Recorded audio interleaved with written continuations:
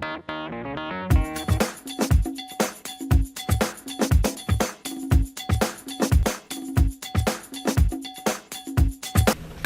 right, welcome everyone. My name is Jerome Gray, and I am here on behalf of Small Business Insights, and today we are blessed to have Stefan Morris with us, Thrifty Nickel. Morning. How you doing this morning? It's a great morning. How you doing? I'm hanging in there. That's what I want to hear. All right, so Stefan is going to be sharing with us the evolution of Thrifty Nickel. First off, Stefan, tell us how long have you owned Thrifty Nickel? Thrifty Nickel been around for 30 years now. Okay.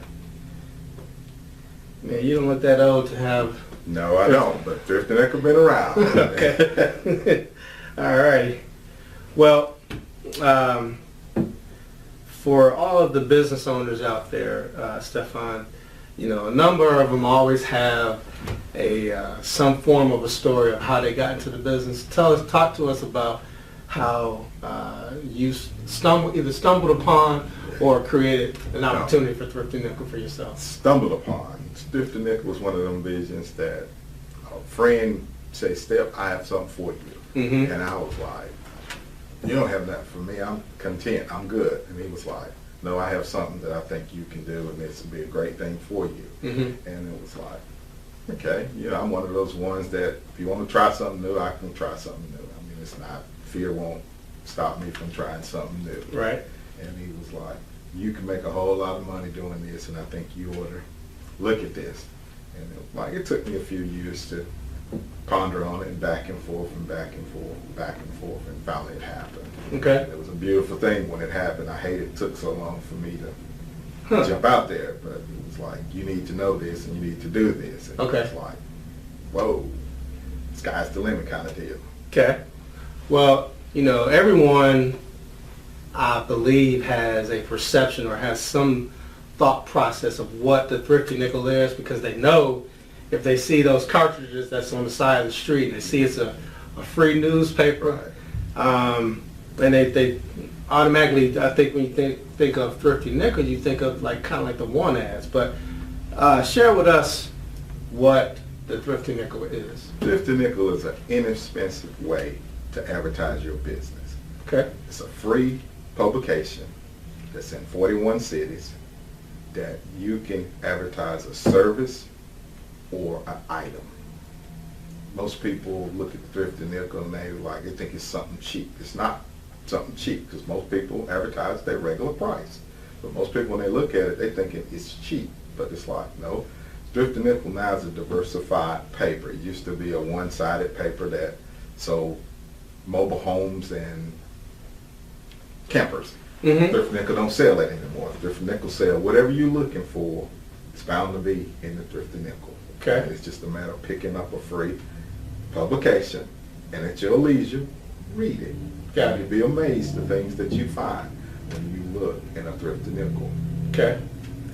So we were just talking about how you took some time to, you know, embrace the idea of taking over this organization and the I want to say the Triad West.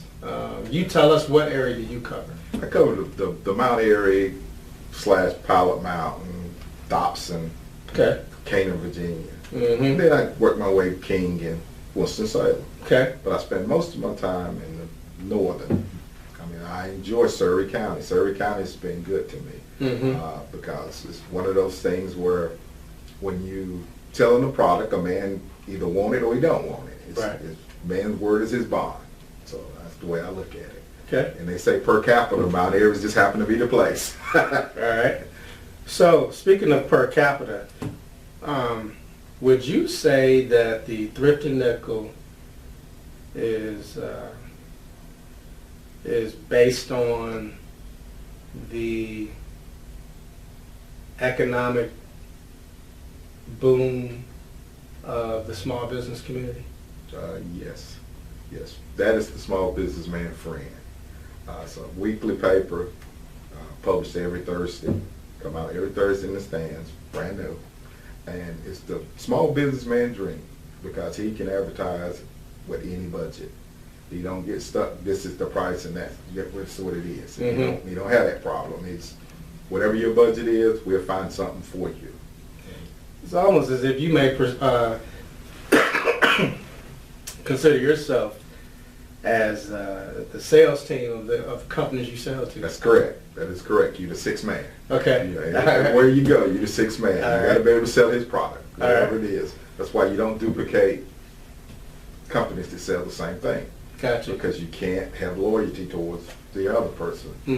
Can't do two. It's got to be one. Okay. And when you pick one, then you don't have a problem. If you sell shoes, then I say, hey, let's go see Mr. Gray and get a pair of shoes. Right. Just don't go to the mall. Let's go see Mr. Gray, because Mr. Gray gonna give you some customer service. Gotcha. And that's what small business do. You walk in a small business, they call you by your name. Gotcha. And they That's so true. take you to what you want. They don't let you walk around for hours trying to find something and then turn around and tell you they don't have it in your size. Okay. So that's what small businesses do. All right. So we've covered the concept. Let's talk a little business.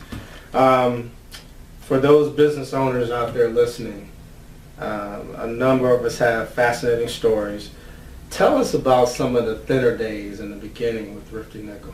The thinner days with the Thrifty Nickel is the ones who say, come back and see me next week. And they keep telling you, come back and see me next week. And what you have to do is show the value of the Thrifty Nickel and leave it to the customer.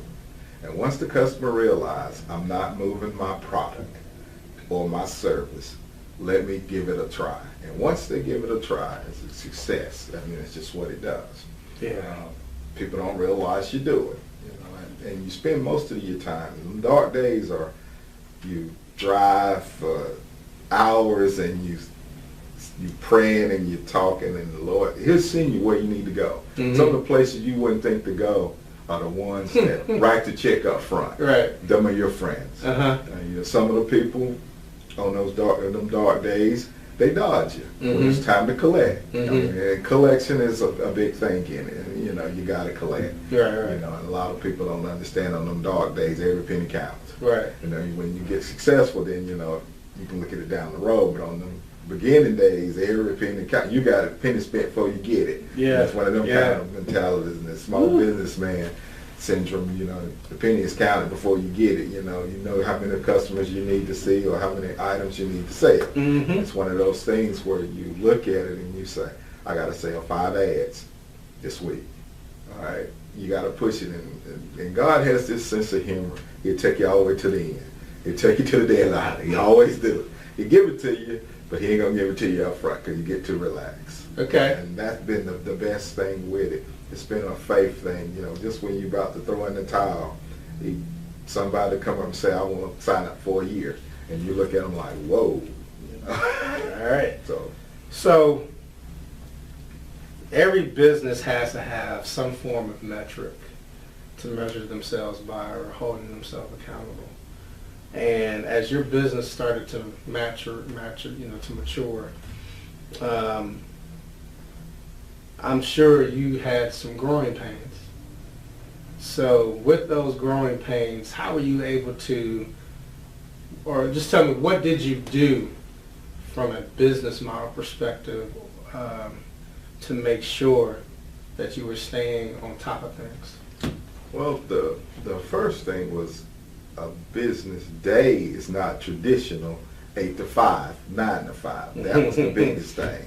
You got to get up and do what you need to do before those times. Right. Because if you do that, everything will go into place. But if you trend to have your business day be 9 to 5, you're going to be in trouble. Because you're not gonna make it 9 to 5, because you got to be able. I was always told, when you see a client or a customer, that's business time. Whether it's 6 o'clock in the morning or whether it's 8 o'clock at night, you still have to be focused enough to whatever product you sell or service you sell that you can give the information, because that's when the person needs the information. Right. So that was the thing that made everything go, is working, as you put it, 24/7 sometimes. Sometime in the middle of the night it hits you, the answer to the problem, then you're like, whoa, there's the answer right there. That little soft voice come in and give you the answer. And so it was more of a 24-hour work day instead of a 8-hour workday. And anybody who think you can do it in 40 hours, they don't need to go in business. Because if you want to go in business, you might want to work for somebody else if you want to do 40 hours. Right. Get paid for 40 hours with somebody else, no headache, no stress, just that's what you do. But if you want to do it on the other end, you're going to put more hours in there. Okay. And you have to understand what is important. Family is important, so you have to take the time, spend time with family. Right. But business make family. So Yeah. family have to understand that business make them do the things they want to do. So Okay. you have to continue to hustle. I call it the hustle when they sleep. Yeah. They're like, well, what are you doing? So you put your office somewhere else so you don't wake anybody up, and you up. All Yeah. you can hear is the keyboard going because you're trying to do the stuff you need to do or catch up on the stuff you need to catch up on, because you can't do it in 8 hours. It's just not enough time. All right. So let's take it in a new direction. So, with everything going digital, with, social media, Right. People perceive that the newspaper may be of a dying breed. Where do you take Thrifty Nickel into the new age? Well, Thrifty Nickel is digital too, but still you need a piece of paper to hold in your hand. Because if you sit in a restaurant waiting on your meal, you need something to do. What do? You sitting down, you looking around, you grab a Thrifty Nickel. You may put it back, you may take it with you, but you look at it. So it's always going to be a need for print. A lot of people say print is a dinosaur, but it's not true. Print always going to be around. Okay. Some form, but it's going to be there. Right. Thrifty Nickels just happen to be that, as they say, that free publication that you pick up, that you're looking for something. You just happen to die in need, you're looking for something.